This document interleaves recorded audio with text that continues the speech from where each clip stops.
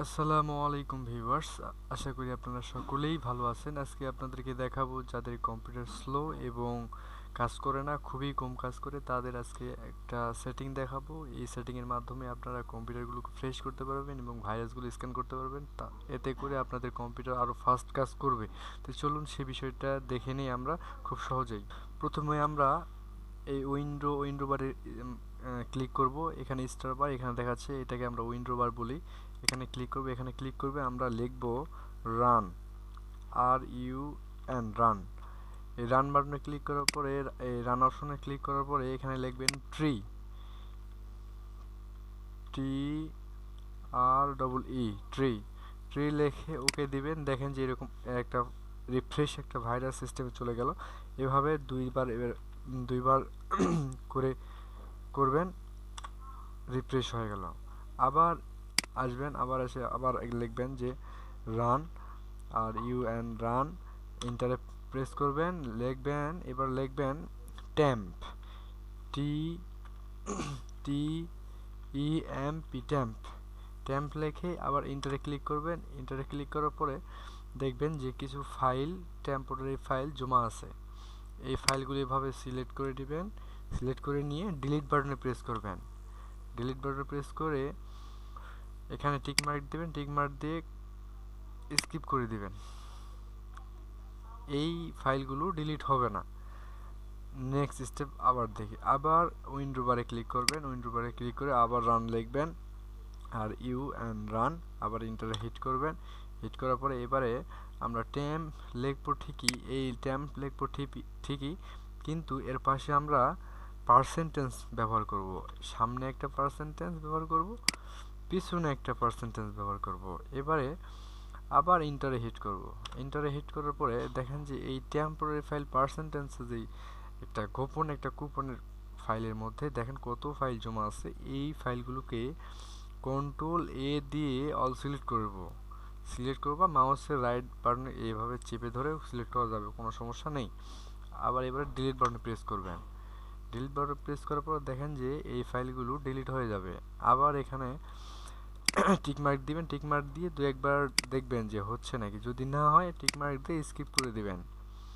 এই স্টেপ শেষ। Next step আবার দেখি আমরা। আবার রান বাটনে আমরা আবার রান অপশনে যাব। এখান থেকে উইন্ডো বার ক্লিক করলেও রান অপশনে নিয়ে আসতে পারবেন। ইতিমধ্যে আমি দুইবার দেখেছি। আমি শর্টকাট ব্যবহার করব।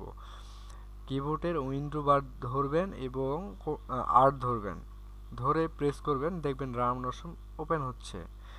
এখানে এবার লিখবো আমরা, যেহেতু ট্রি একবার ব্যবহার করছি, টেম্প একবার ব্যবহার করছি এবং পার্সেন্টেজ টেম্প ব্যবহার করছি, তিনটা স্টেপ শেষ। চতুর্থ স্টেপ দেখব। আমরা লিখবো এবার প্রিফিক্স, প্রি,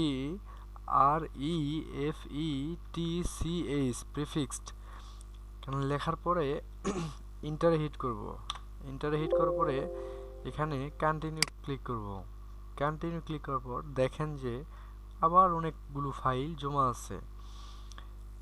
এবার আবার ধরবেন কন্ট্রোল+A, এতে ক্লিক করলেই ফাইলগুলো সিলেক্ট হয়ে যাবে।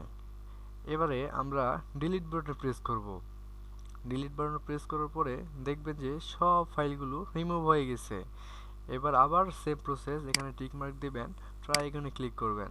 যদি ডিলিট হইল, না হলে আবার টিক মার্ক দিবেন, তারপর স্কিপ করে দিবেন।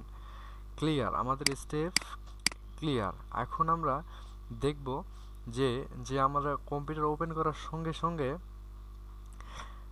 কিছু সফটওয়্যার ওপেন হয়, এই সফটওয়্যারগুলোকে আমরা বন্ধ করে দিব। টাচবারে এসে মাউসের রাইট বাটনে ক্লিক করার পরে টাচ ম্যানেজারে ক্লিক করবেন।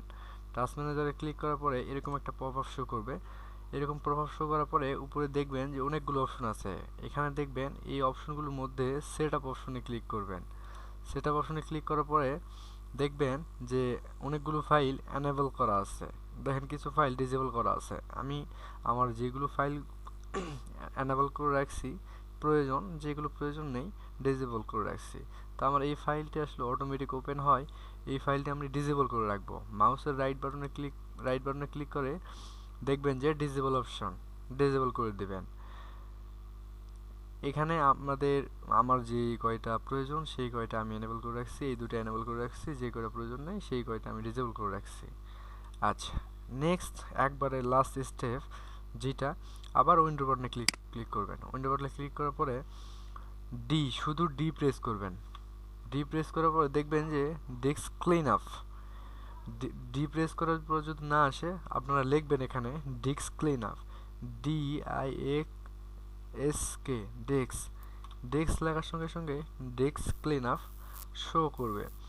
এখানে ক্লিক করবেন, ক্লিক করার পরে ওকে দিবেন। ওকে দেওয়ার পরে দেখেন যে একটু এই পপআপটা শো করবে। এই পপআপগুলো শো করার পরে এই টিক মার্ক দিবেন, এই অপশনগুলো টিক মার্ক দিবেন। এই টিক মার্ক দেওয়ার অপশন যে দেখেন যে আমাদের আসলে মানে স্টোরেজে 150 MB একটা ভাইরাস বা ফাইলগুলো জমা আছে।